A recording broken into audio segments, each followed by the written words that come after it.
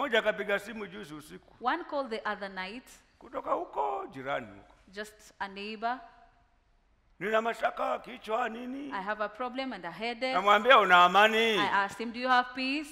Moyoni mwako una amani? In your heart, do you have peace? Tuombe, je, una amani moyoni mwako? Okay, we pray. Do you have peace in your heart? Maana moyoni mwako kama hamna amani. Because if you don't have peace in your heart, una mtu una uchungu naye. there is someone you are bitter with. Una vita naye. You have fights with someone. Una amani naye. You don't have peace with hata someone. Tukaomba hutapata kitu. Even though we pray, you will not receive. Maana kinasema Because mkiomba, it says, when you pray, sameheni mkiwa na neno juu ya mtu. forgive if you have anything against anyone. Akasema And he said, yeah. Nina shemegi namuita ndiye ameniroga hapa. There is a brother-in-law that I say he has bewitched me. Hallelujah. Hallelujah. Shemegi ndiye amekuroga. It's your brother-in-law who has bewitched you. Sasa tuombe shemegi upone uchawi sasa wa shemegi. So should we pray for the witchcraft to be healed? Haya tutaomba. Okay, we'll pray. Tungeomba na kwa sababu uko nje na la Yesu. Because you are outside from the word of Jesus, Mungu hangefanya kazi. God could not have worked. Hallelujah. Hallelujah. Anasema tangu mume wangu ni mashaka. He says, I have been having problems. I have troubles. Watoto nimezaa ni tabu. I've got a child but nikamuuliza. I asked her, mume naye ni mashaka is your husband wewe mwenyewe naye ni mashaka And you also have troubles, yes. Je, wazazi wako Are the parents there? Yes, they are. Una amani nao? Do you have peace with them?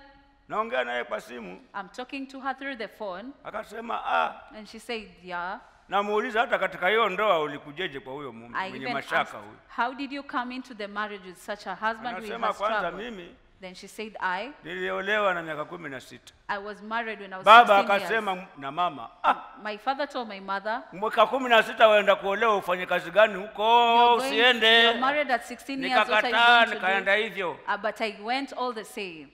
Sina amani mpaka leo. I don't have peace to date. Mwambia sasa utapataje amani? I asked her, how are you going to get peace? Na uliruka la Mungu na la mzazi. And you skip the word of your parents and that of God. Uliolewa na huna radhi ya mzazi. You are married and you don't have the blessings of your parents. Mwanangu mchanga wewe miaka 16 hii. My child, you're too young at 16 years. Anasema sikusikia. Then she said she didn't hear that. Mume anaanguka. My husband always falls and faints. Ni mashaka. It's problems. Watoto nimezaa ni mashaka. I've got children but mimi it's mwenyewe sina amani. I don't have peace. Baba alisema haya shauri yako. My father said it's war unto you. Maana akitaka wembe muachie atajikata. If a child wants the razor, atauacha. Give it unto him. Namwambia tena pepo anakuambia shemegi ndiye mchawi. And I was telling her, lengo usije kuongama dhambi zako, lest you confess your sins, ukasamehewa ukapona. And you are forgiven and you get the healing. Akasema ni kweli. Then she said, yes, it's true. Hallelujah. Hallelujah. Uliacha la Mungu linasema sikia baba na mama. You forsook the word that you should hear your parents. Tii baba na mama. You should honor your father and mother. Uliona wazazi wanakunyima chema. You saw that your parents ukaenda kwa ndoa mapema isiyo na radhi ya wazazi. You went into marriage without the blessings of your parents. Hata huko duniani. Even in the world. Hallelujah. Hallelujah.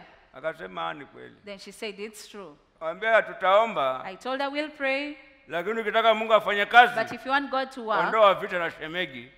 Take out the fights with your brother-in-law. Yote nateseka kwa dhambi zangu. And point yourself that you suffer because of your sins. Urudi kwa wazazi. You go back to your parents. Mwambie Mungu nisamehe. And tell God to forgive you. Hallelujah. Hallelujah.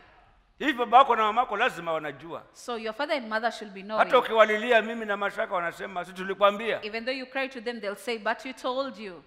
Hallelujah. Hallelujah. Haya muombe Mungu msamaha. Then you pray to God for forgiveness. Akafahamu kweli. Then she knew the truth.